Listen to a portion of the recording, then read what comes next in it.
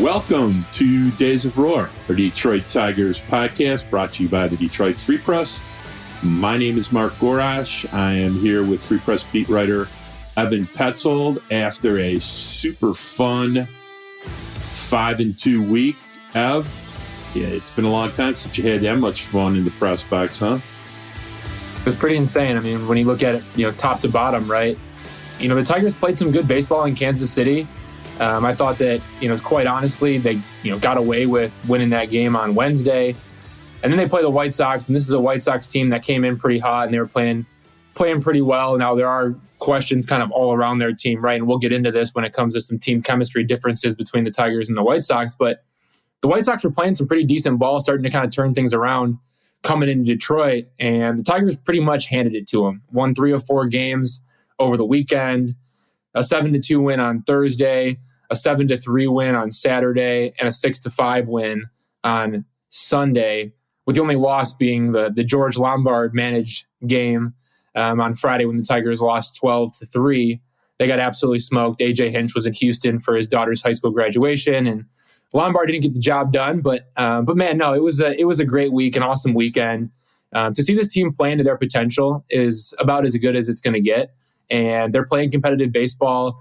Even after Sunday's game, asking Eduardo Rodriguez, hey, look, Eduardo, you guys are on this stretch of playing really good baseball. What does this mean to you? And he said, it means we can make the postseason. I mean, that's you got your ace, you got your team leader talking about making the postseason. And you kind of look around the room and you talk to different guys and you pick up on the vibe. And that vibe is there. There is a belief that this team can do it. They can make a run, and they're in a division that's not very good. In the AL Central, Tigers, as of Sunday, are a game out, and they're a game under 500. And yeah, this is a team that can maybe make some noise here. They're playing really well. Do you know what the most important aspect of a good team in any sport, good sales team in business, just in general, a hallmark of a good team? You know what the single most important aspect of it is? Or actually, we'll go with, a couple of different properties here, but you know what they are? I'm going to go with team chemistry. Well, I'm going to say team chemistry is second, but the first thing any team that's going to win consistently has to be able to do is deal with adversity. You cannot fold when things go wrong, and why they go wrong and when they go wrong, and you can't finger point. You just have to figure out how to overcome it. So I love to tweet sometimes in these tight games, find a way. And you know what happens to good teams? They find a way. Doesn't matter if the other team, like Kansas City, gives them the game or what Chicago did. But nobody remembers in September some game in May that a bad team gave them. They just remember that you grounded out. They don't remember that Luis Robert took a terrible angle on what should have been a double off of Riley Green swinging the ninth and turned it into a triple. Nobody remembers. They just remember that he was on third and Tim Anderson couldn't handle a chop. Game was tied. So they just keep finding ways, game after game after game after game in the month of May. They are now 15-9 in May, 5-2 week. And you don't ever have to apologize for winning, my man. No, I mean, look, you talk about adversity and fighting back and, showing that you got more in the tank even when nobody thinks you got anything in the tank. I mean, look no further. I mean, I know you mentioned Sunday's game, but look no further than Saturday's game when, the White Sox, they put up a 3 spot in the top of the 7th inning to take a 3-2 lead. Michael Lorenzen, he had a perfect game going. He was looking great, pitching sharp. A couple runners get on. There's a leadoff walk in that top of the 7th. Jason Foley comes in. There's a fielding error by Andy Ibanez that extends the inning. Gavin Sheets hits the double, and that drives in 3 runs. And just like that, the White Sox are up 3-2. And in the bottom of the 7th inning, the Tigers immediately respond. Zach McKinstry, your boy Jordan, hits a home run and kind of gets that momentum turning the other direction, ties the game 3-3. Riley Green doubles, Spencer Torkelson doubles. Now it's 4-3 Tigers. There's a wild pitch by Joe Kelly. Obviously, he's rattled. Eric Haas comes through with the single, another RBI, and it's 5-3 Tigers And then Zach Short hits a 2-run home run in the 8th inning, and the Tigers win 7-3. And it was just like that. Boom. Okay. Now this team's in the lead. Now this team has a cushion, and it's game over at that point. That's a perfect example, is it not? It's a perfect example, and it's not the first time, and it just seems to be time after time, and it seems to be players who have a history of never really doing anything at the major league level, who all of a sudden are key parts of the AJ Hinch chess game. I mean, Zach Short has a 156 career batting average in the major leagues before these last 35 at bats, and now he's hitting the ball hard at least once a game, if not more, and he's actually launching in the stands and walking and playing good defense and everything he didn't do the last 2 times he's been here. Hey, you want to talk about the chess match though? I mean, you just dropped that, and you're talking about Zach Short too. So let's go back to that series finale in Kansas City, right? Like let's go right there and talk about the 6th inning. I mean, that's a situation where, Josh Taylor comes in, a lefty out of the bullpen, taking over for Zach Greinke. Riley Green doubles, and the Tigers are in business. And Matt Vierling hits a 1-out single. So you got runners on the corners, and AJ's got a decision to make. He's got Akil Baddoo coming up to the plate, a left-handed hitter against a left-handed pitcher, and he pulls Zach Short off the bench. And Zach Short, you go look at the career numbers. I mean, this guy is he's not someone who's supposed to be up here doing what he's doing right now, but he's prepared. He's ready. He knows that the opportunity could present itself, for a pinch hit situation against a lefty. Akil Baddoo also knows that if he has to face a lefty in a high leverage, type situation, he's probably not getting that at bat. So Zach Short comes in, and what does he do? Facing Josh Taylor, and it's a first pitch slider, and he smokes it for a home run. I mean, gone. And it's a 3-run shot. Tigers take a 4-1 lead. They end up winning 6-4. And guess who? And AJ Hinch pointed this out, and I think it was important that he did. Guess who was the first person up on the dugout steps cheering for Zach Short after that home run? It was Akil Baddoo, the guy who got pinch hit for. And that goes even beyond the chess match. That goes into the player buy-in and where this team is at from a team chemistry standpoint. So sure, they show fight. They also have an intelligent manager who is elite at mixing and matching and playing the chess match. And they have guys who are playing as a team. They want to win. They see the opportunity here. They understand that, look, just because I'm getting pinch hit for doesn't mean that, I'm not a good player. That means that we have a guy on the bench who's on this team because he's supposed to be in a situation like this to help us win. And Akil Baddoo understands that. That's why he was the first person on those dugout steps cheering for Zach Short after Shorty hit the home run. Yeah, because the next night, Short could start, and who could be coming off the bench to pinch hit for him? That's right. Akil could be coming off the bench. You never know, right? And that's why these guys have to be prepared day in and day out. And it's working. It is working. Guys are almost shocked when they don't get in the game. Nobody cares if their name is in the starting lineup day in and day out. Look at Jonathan Scope. He's had the best attitude of anybody. And this was a career, everyday player playing second base. And that was him for 10 years of his life. And suddenly he is not in those situations anymore. He's being tasked with coming off the bench and getting the job done, in pinch hit situations. And he's prepared, and he's not complaining, and he understands his role. And that's where everybody is at right now with this team. And I think, the winning obviously creates that culture, right? Like you have to win games to have that culture. But then I think once you have that culture, then that's the reason that you're winning games, if that makes sense. And by the way, you got to win games to get the buy-in, but the buy-in then allows you to win more games. And who got a big walk and who hit a big productive out? Yeah, Jonathan Scope. In today's game. That's right. Yeah, Jonathan Scope coming off the bench earlier in the game for Nick Maton because of a matchup situation. So, the bottom line is that they're playing for each other. And it sounds corny, and we can overrate chemistry. And yes, this is a hot streak, but it's actually a little bit more than a hot streak. They're 23-17 in the last 40, which is a lot of games. And, they just are taking it day by day by day. I think AJ had a lot of questions about the standings today, and you can repeat what he said from the post-game press conference, but he's basically just eschewing discussing that although he may be discussing it privately, but publicly, not really having a discussion about it, just basically saying next day up, next game, it's all I care about is the next night. And I know, don't you love that though? I mean, and look, just for listeners out there, I mean, we're recording this on Sunday night and it's not dropping until Tuesday. But yeah, after Sunday's win, Tigers are 1 game under 500 for the first time since April 4th, which is 5 games into the season. And they're also, 1 game behind the Minnesota Twins for first place in the American League Central. They got the Texas Rangers coming to town, and Texas Rangers are playing some damn good baseball with, some pretty elite offense and some really good pitching as well. And it's a 3-game series that starts on Monday. And yeah, AJ Hinch was asked about it. And he said, I just want to beat the Rangers tomorrow. I like the way we're playing. People keep standings for a reason, but everybody needs me to be more focused on Marcus Semien and Corey Seager than our place in the standings in May. And I loved it. I loved it because that's true. You got to figure out a way to beat those guys and shut down that offense before you can start, feeling good about yourself for, being 1 game back of first place in the Central. Now, you should feel good about it, but, publicly, that's not what you want to say. And but either way, I mean, I know AJ's proud of the way that this team has played. I think if you're a fan, you need to be proud of the way that this team has played.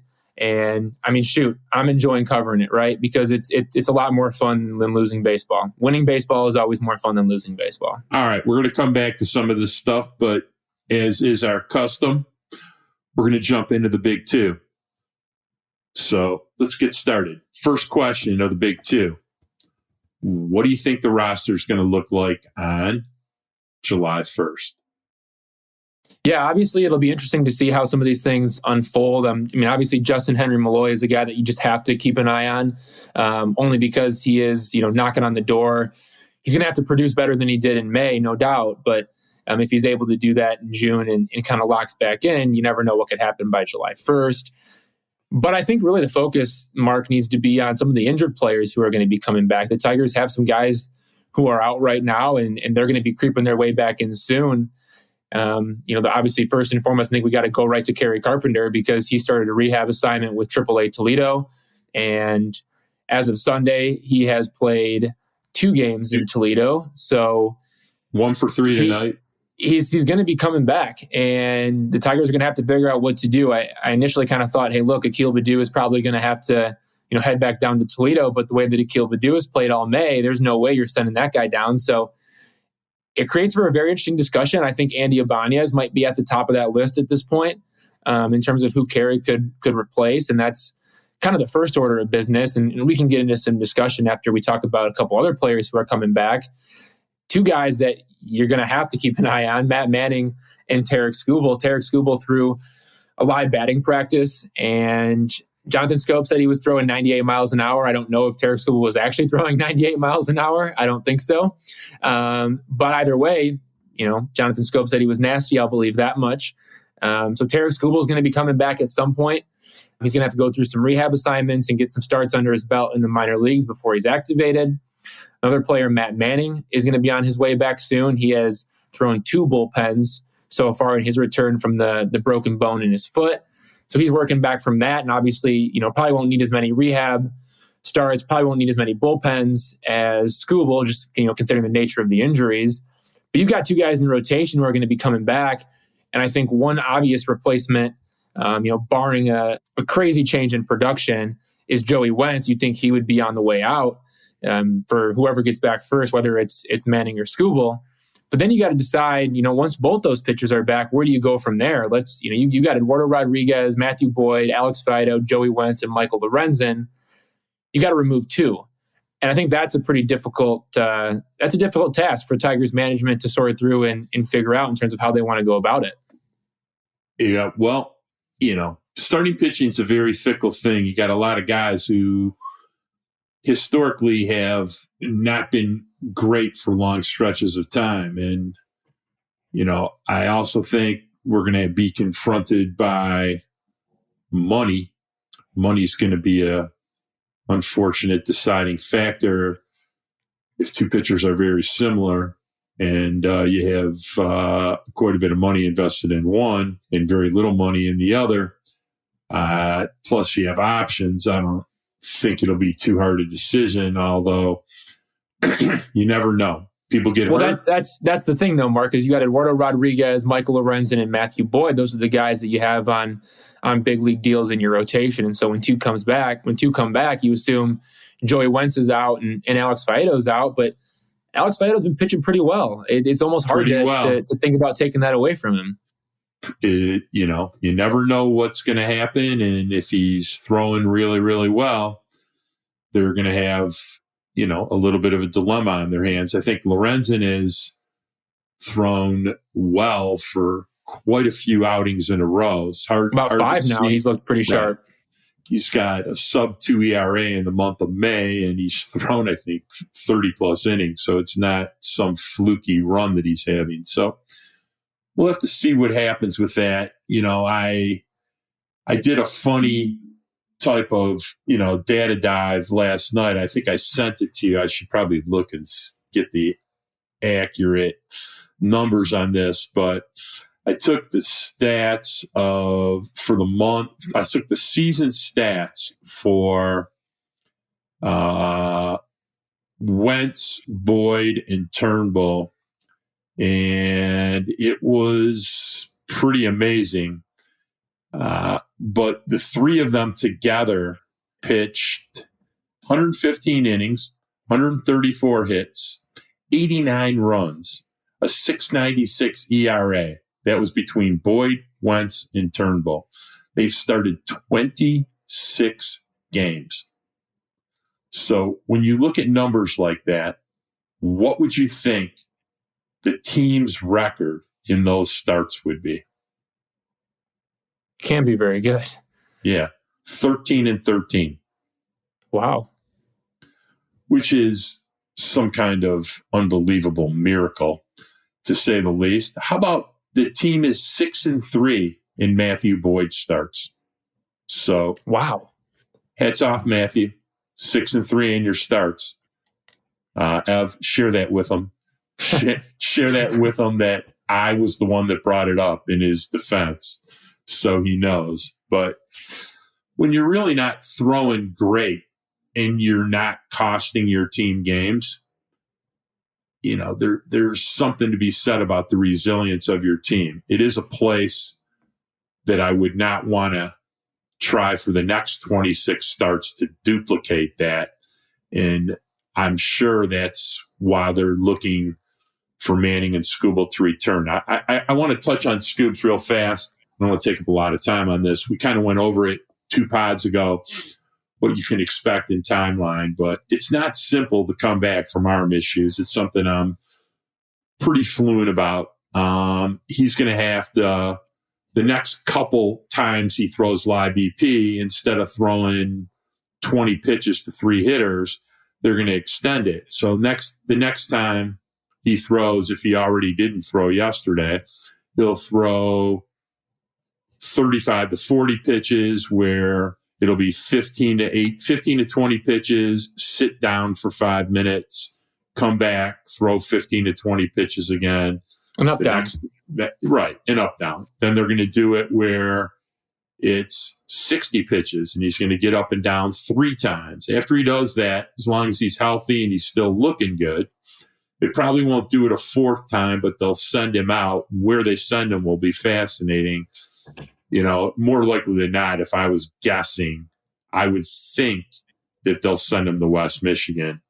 And I think so too, to be closer right to the team and to be around, Comerica Park. That way you can just, make a drive over there, make a start, and come right back. And just understand that once they send him out, he has 20 days to rehab. So you're going to probably look at least 3 starts. They might try to somehow figure out how to sneak in a 4th one, and then he'll come back and start. So you're probably looking pretty close to the 1st of July for him. Matt Manning might be a totally different deal. We have no idea how much he's really been throwing or how fast he can build back up. I would imagine pretty quickly he's probably going to throw a 2nd or 3rd bullpen, throw live to hitters, and he's going to probably pretty quickly go out on a rehab assignment. He may, in fact, be ready before the end of June. He could be, between the 20th and the 1st of July. So those are when I would expect those 2 guys to come back. So That's your injured player issue. I think they're going to have to address the Nick Maton issue as much as they're trying to gloss it over and be nice and what a big factor he is in the clubhouse. But, you're up to 160 at bats and the guy's hitting 150. He hasn't really hit a homer in a long time. It's pretty ugly. And he's also not providing you a ton of value, defensively either. I mean, he's spending a lot of time as a designated hitter, and Zach McKinstry's walking. What's that tell you? I mean, all of a sudden he's not playing defense. What's that telling you? He's not good at defense. I don't know. I just think maybe they think their alternatives defensively they like better. It's not. Yeah, I mean, look, Andy Ibanez, despite the error, is a solid second baseman. He's been playing second base all his life. Zach McKinstry's got a great arm, probably the second strongest arm on the team aside from Jonathan Scope, and he's been great at third base and second base. Right. And there's really no room for Nick Maton, but. Again, I feel like if he was playing more and if he was hitting the cover off the ball nonstop, he'd be playing every day and finding spots, to play at third base and second base and whatnot. But you're not hitting very well, and you're not providing much defensively. Might as well just sit in the DH spot, and then you get pinch hit for when your time comes. So either they're going to acquire a left-hand bat, or you're going to see one come up from Erie, who's absolutely tearing the cover off the ball. So I would actually think in the pecking order of promotion that Colt Keith is ahead of Jahan right now. I think that Justin Henry Malloy, who's, hit about 215 for the month of May, although a lot of people would like to see him promoted, he really hasn't stung the baseball for the last 75 at-bats. And to be honest with you, Colt Keith has a 200 OPS plus for the last month. I think 7 homers.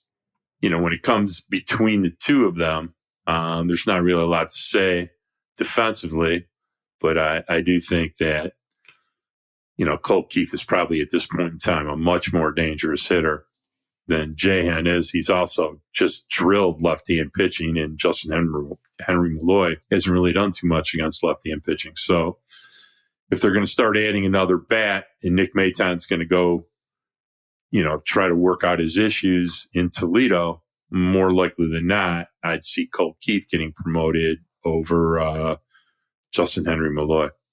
That's kind of what I see for any potential roster changes. You got 2 starting pitchers, you got, maybe a hitter. Obviously, Andy Ibanez is also something to watch.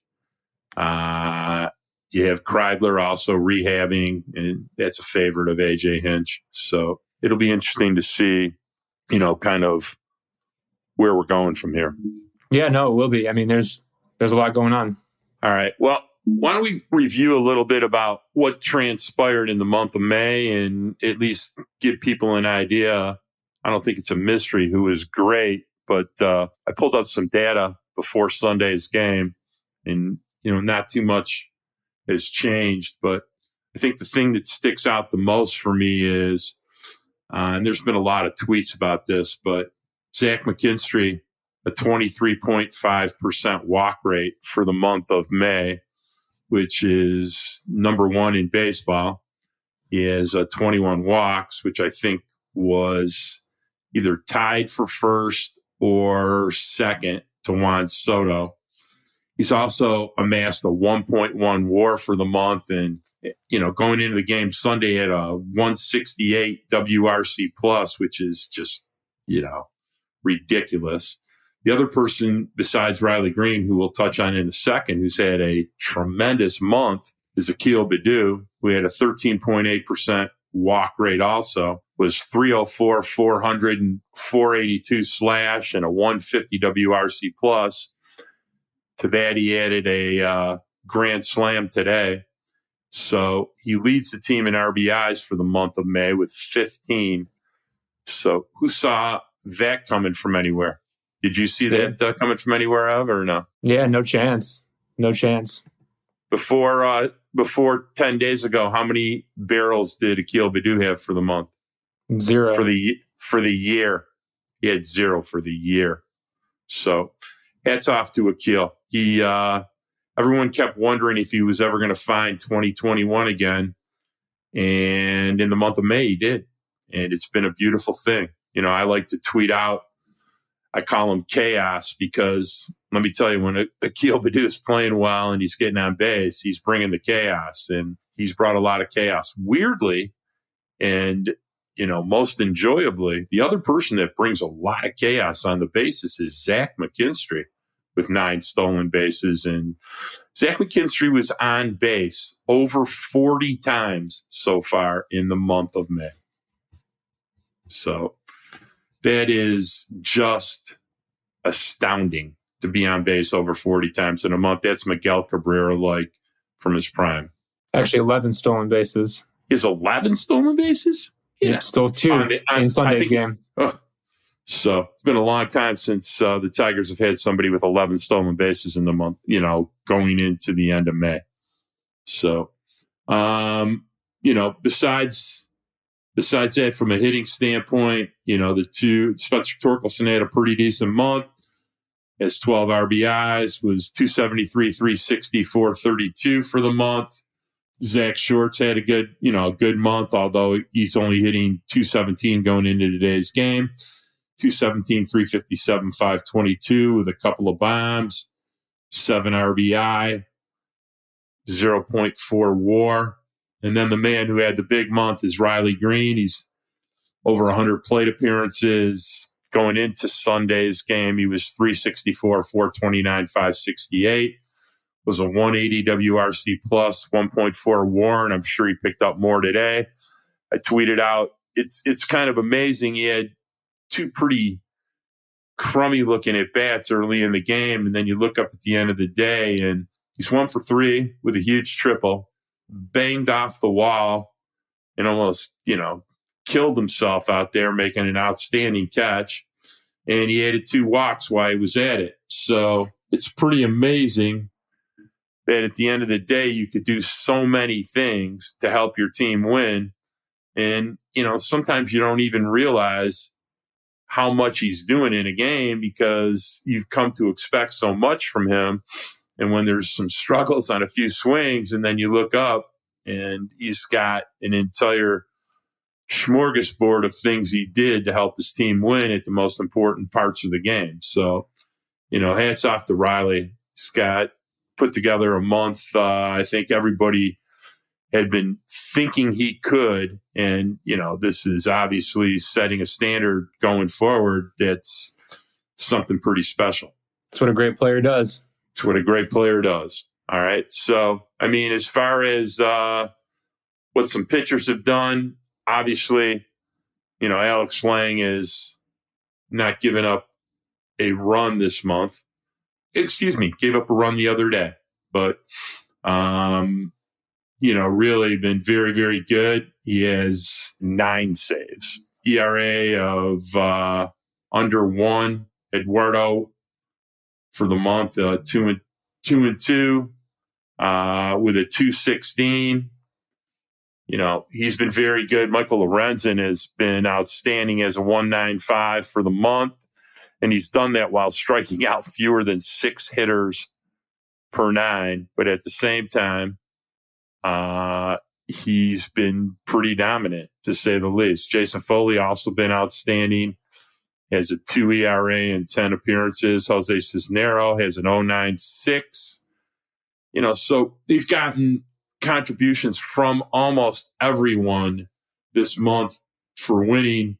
Alex Faedo has stepped in and done an outstanding job. Will Vest, notwithstanding a little rocky outing today, looked a little tired, has been very good. And, the bottom line is, the Tigers have been really good. They're 15-9 in the month of May. All right, we're going to talk about a few more things. We're going to take a break. We'll be back in a minute.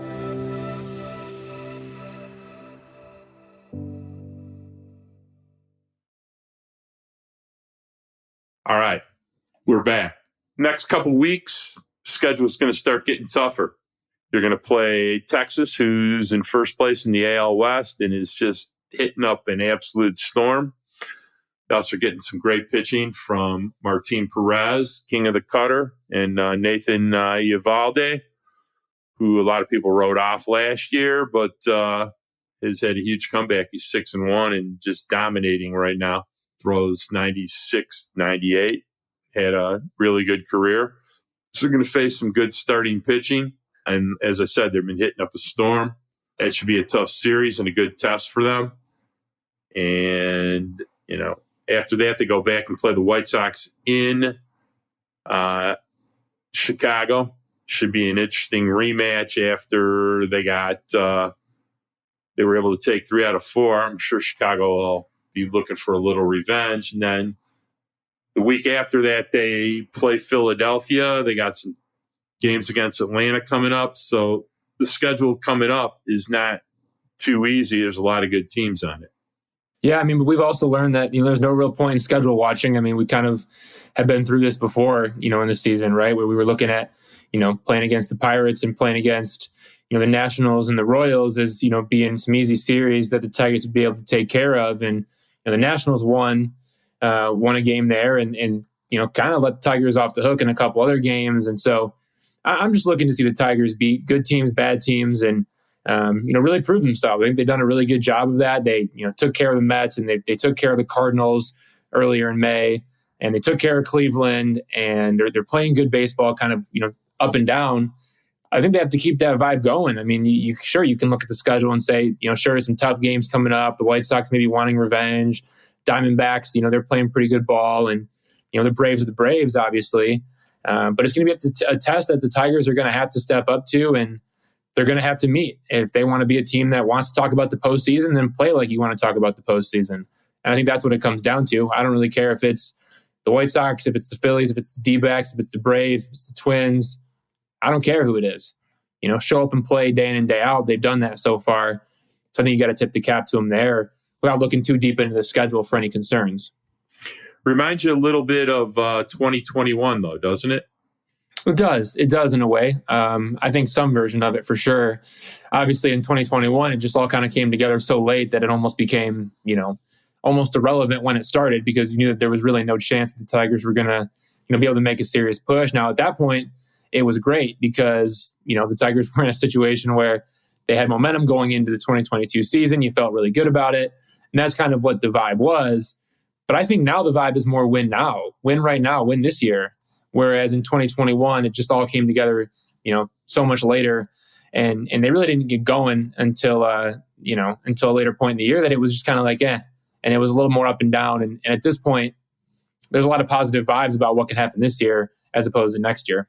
All right. So normally we do them in order, but my second question of the big two kind of dovetails into what we've been talking about here, which is, who do you think will have a big June? And I asked the question that way because if I were to have asked you this question on May 1st, thinking about what was going on May 1st, it would have been interesting to hear what the answers would have been, because at that point in time, Spencer Torkelson, not doing a lot. Riley Green, struggling like crazy. Zach McKinstry, showing a flash or two, but no idea. Akil Baddoo on the list to get demoted. Would you have seen Alex Fado coming? Would you have seen Michael Lorenzen throwing 34 innings of 1.95 ERA? So at the start of the month, it's always easy to cherry pick who you think's going to have a good month. But I think as we found out on the 1st of May, it's often places you weren't suspecting where you get some of the best performances. So I'm going to ask you again, got any thoughts about who might have a good month this month? Yeah, let's start in the starting rotation. I'm going to go Matthew Boyd. I think he's bound to put together a good stretch of starts at some point. And this is a guy who's, put together a decent stretch at some point in the season, basically every year of his career that he's been healthy. And I think his, delivery looks a bit more synced up recently. And yeah, like Matthew Boyd is my guy out of the starting rotation that I think is going to step up and have a pretty big month. I also think there are candidates for regression that we can't forget about either. I mean, is Zach McKinstry really going to be able to keep doing what he's doing? I mean, look, I know you mentioned WRC plus, but just to explain it to listeners, it's weighted runs created plus, and it's basically a good way to just average or to evaluate all around offense, kind of offense as a whole, within a player, within a team, however you want to look at it. Riley Green ranks 8th with a 186 WRC plus, and Zach McKinstry ranks 14th with a 168 WRC plus. Those are numbers entering Sunday's game. So is Zach McKinstry really going to be a top 15 hitter in baseball next month? Like, I don't think so. And I'm not trying to, again, I doubted him once. I don't want to doubt him twice. I think Zach McKinstry is going to be a consistent leadoff hitter. But do I think he's going to be as hot as he is right now? I'm not so sure that that's sustainable. I mean, you're talking about it. I mean, that's if he keeps doing what he's doing, like you're talking about, he's going to be an all-star. He's going to be getting MVP votes, right? Same is true for Riley Green, right? Is Riley Green going to be able to keep this up into next month? I'm not so sure that it's going to be just like this. You're going to need guys to step up, knowing that there could be some candidates for some slight regression, not extreme regression, but slight regression. And so in the offensive side, I think Javier Baez is a guy that, he's bound to heat up. I mean, he's somebody who we haven't really seen put it all together yet. The plate discipline has been excellent and much improved. We haven't seen the power sync up with that yet over a long period of time. Javi's a guy who can rip off, a handful of home runs in a single month and can really carry a team for an entire month, and he hasn't done that yet. And June and July, they just so happen to be the months that he plays the best across his entire career. So I think when you look at it from that standpoint, you've got a guy who plays well in June, he plays well in July. The weather gets a little bit warmer, starts to get deeper into the season, sees more pitches. I have high hopes for Javier Baez coming up this month. And Spencer Torkelson, too, is another guy that I want to see take that next step. I think he can have a Riley Green type of month, considering what he has done so far. I think he's done a much better job recently of drawing walks and being more selective aggressive. I think he was swinging way too much at the beginning of the month. Now he's starting to draw more walks, put together more complete at-bats kind of day in and day out. So I think Javier Baez and Spencer Torkelson are my two guys from the offense, and Matthew Boyd is my guy from the rotation that I'm betting on. And out of the bullpen, Alex Lang, Jason Foley, they're just going to run it back again. My guy picked to click for the month of June, who's historically had some really, really good Junes and would really be a boon to their offense, is Eric Haas. Haase has not gone on one of his power streaks yet. And last year, he was kind of scuffling even more than he is this year. And he just exploded in the month of June. So I'm thinking there's some homers in that bat. And I'd like to think that, next month would be a good month. I also think that there's no possible way that Jakey Rogers can be as bad offensively as he's been this month. There's probably a few homers in that bat too. So I'm looking for the catchers to do some things. And, as far as pitching, I don't really have a pick to click here. I got to think that Matthew Boyd can be better than he's been. So I'll be supportive of that idea.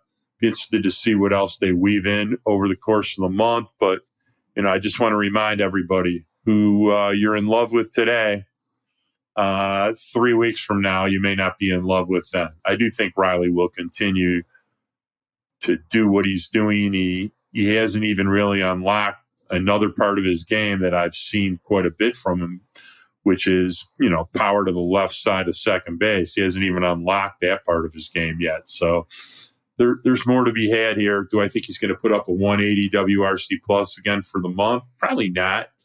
Do I think that in general that Detroit, I saw today that their WRC plus is 100 for the month of May.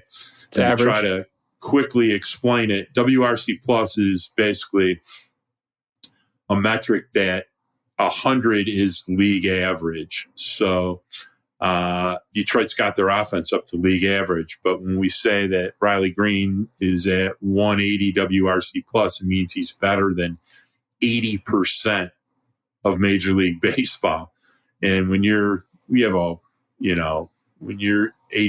better, that's just a ridiculous pace to be on for a month. I mean, Zach McKinstry being 65% better than league average for a month is just, far beyond any expectation you can have for them. So, the Tigers offense has, for the month of May, been very interesting. I think they have the highest walk rate in baseball. They actually are up to 25 home runs, but their home run pace has been picking up to almost a home run a game, which comparative to what it had been is almost a revelation. And some of their best power hitters have yet to really hit for much power yet. So, well, that's a big difference too, is to be able to have that thump in the lineup. I also think it comes down to being able to drive in guys with runners in scoring position. That's been the biggest thing, is getting those big hits in those key moments. And you saw it in a game where Akil Baddoo hits a grand slam and breaks open the score, and gives you a nice lead, and you feel good. And that's kind of big hit and big swing that you've been missing for almost the entire season. And so the more damage that the Tigers can do in general is going to be better for them. It's going to help them out with runners in scoring position. It's going to help them out with the bases loaded. Those are two areas where they have been just absolutely miserable this season. And if that turns around, I mean, this is a dangerous baseball team. They've got the approach down. They got the team chemistry down. They're starting to hit some home runs and find some power. Now, if they can start getting more big hits in big situations, you can be chasing guys in the third, fourth inning. They've letting guys off the hook way too much. And that's been a problem. Today. Like Dylan Cease, they had a chance to put him away early. And although the at-bats were great, and I thought they did a great job against him, laying off his spin and, putting him in uncomfortable positions where he was walking too many guys and just wasn't in command of the game at all, they could have put him away earlier. They could have chased him. He got to complete 4 innings. And the Tigers should have had him out of the game earlier than that.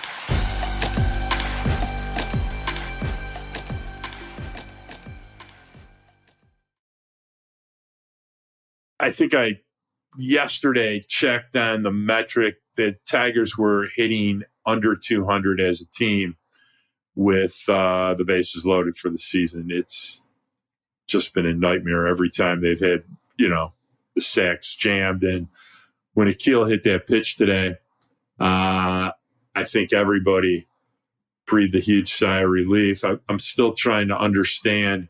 We talked a little bit about this before the pod.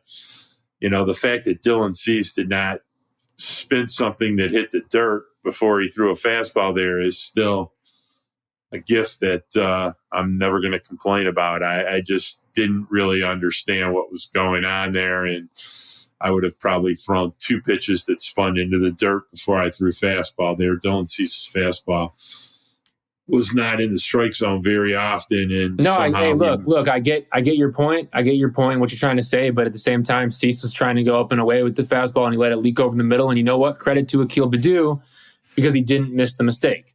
And I think you're right. An 0-2 pitch, my man. Did not miss it. 0-2. And that's huge. That's the difference. That's the difference, because it's not just Akil Baddoo. Zach McKinstry is doing that. Riley Green is doing that. Spencer Torkelson has done that more often than not.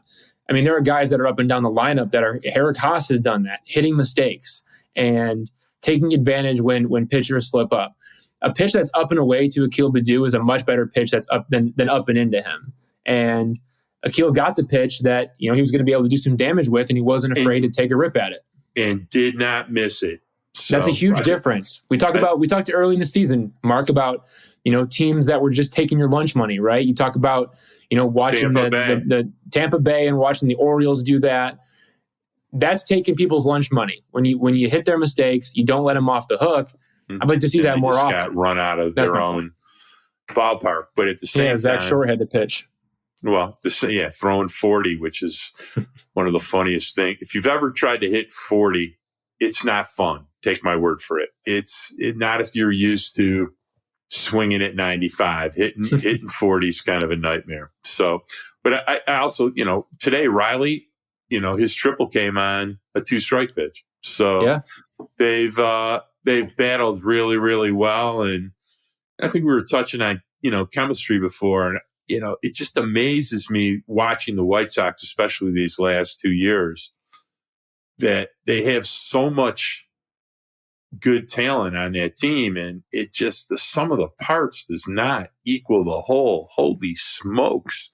Doesn't look like they can stand playing with each other. And not a lot of camaraderie there. And just not a good baseball team. So underperforms their talent level. They have good starting pitching. They have 3 guys that throw 100. And when Hendricks comes back, it almost makes 4. It's just no reason to be 11 games under 500. And they have, they got La Russa fired. Not that I'm a big Tony La Russa guy, because I'm Tony La Russa in 2000, Tony La Russa in 1997. Yeah. But, Tony La Russa last year, come on, who are we kidding? He's 78 years old, and it wasn't exactly the greatest managerial selection by their 85-year-old owner. But, well, the White Sox have more talent than the Tigers across the board. There's no question about it. You match those players up, player for player, and you go down that list. And on paper, the White Sox should win, more times than not, of course. But for some reason, the Tigers are 25-26 and a game back, and the White Sox are 22-33 and they're 6 games back. And I think a lot of that comes down to the culture, and obviously it starts with winning, of course, right? I mean, the White Sox were really slow to start this year, and they struggled, quite a bit. And I think that obviously that gets in the heads of guys, and it's hard to come up and show up to the ballpark every day and play if you're losing in that way. Whereas the Tigers, they seem like they've gelled really well, and they bounced back from some early season struggles. And I think AJ Hinch has done a wonderful job of keeping them all together and making smart managerial decisions. And then I think, you start winning and you start vibing and you keep winning. That's kind of how it works. And the Chicago White Sox, I would say those are not positive vibes. Those are bad vibes in the South Side. Well, you right now have an entire division outside of the Tigers, especially in the month of May, that's struggling. I mean, the Twins are suddenly not playing very good baseball, even though they seem to have good pitching and just not hitting much. I've seen a lot of frustration with Byron Buxton, who is now a DH, seems to be very streaky. Correa's, not played well when he's not been injured. And in general, Miranda's in the minor leagues. So, they've struggled to score runs. A lot of teams have struggled to score runs. Cleveland had a lot of pitching injuries. It'll be interesting to see. They got a couple, I think McKenzie and Savale are coming back. It'll be interesting to see who gets demoted from their rotation. They have also not scored runs. In Kansas City, we got a chance to see them this week, and I'd like to see Kansas City more if they can arrange that. If you can call somebody, I'd be eager to see Kansas City a few more times. By the way, their rotation is just brutal. I mean, I like Vinny Pasquantino. I like Bobby Witt Jr. I like MJ Melendez. I like Salvador Perez. Like there are some decent dudes in that lineup, but man, that pitching staff sucks. Pitching staff is bad. Brady Singer is not good this year. I mean, Brady Singer was his metrics were pretty bad last year, but for some reason, he was serviceable going out there and carved up the Tigers quite a bit, actually. But you go look at the baseball savant numbers, and you check the percentile rankings, and it's a whole lot of blue on there, just like it was last year. And he's getting crushed for it this season. He does not look sharp. All right, I want to ask you, because I don't do this enough, but Kansas City. Any good barbecue spots you hit? Yeah, so Joe's Barbecue is actually really good in Kansas City. It's like my favorite place to go to. It's at a gas station, and I get the Z-Man sandwich there. Got some mac and cheese as well. Long story short, I didn't used to be a mac and cheese guy, and then all of a sudden, my fiance, soon to be my wife, Savannah, she's all in on the mac and kind of got me into the mac and cheese. And she'd always ordered every time we go out to dinner, and I'd always reach my fork over there and take a little bite. And so now everywhere I go, I get mac and cheese. So yeah, Joe's Kansas City Barbecue, get the Z-Man sandwich. It's as good as it gets. Great brisket and some fries. And then of course the mac and cheese as well. That's the place to go to. Recommended by Chad Crunk of the Tigers PR department. Put that out to me, and I went a few years back, and now I'm going to go. I go every time I'm there. It's awesome. And so you would say of places that you like to eat on the road, that's got obviously then a pretty high ranking. Easily, like probably the highest ranking for sure. I mean, there's different places that I do like, and we'll get into it as I'm on the road and I'm checking different places out. But yeah, like in terms of like consistency, can't miss every time I go. That's probably number one. All right, well that's an interesting fact. So. All right, guys. Memorial weekend. I hope everybody's had a really good time. We're going to cut it a tad short this week. It's been an absolute most fun week of the season almost. 5-2. A lot of come from behind victories. Playing up a storm. just refusing to lose. I don't know if we're taking lunch money yet, but definitely refusing to lose.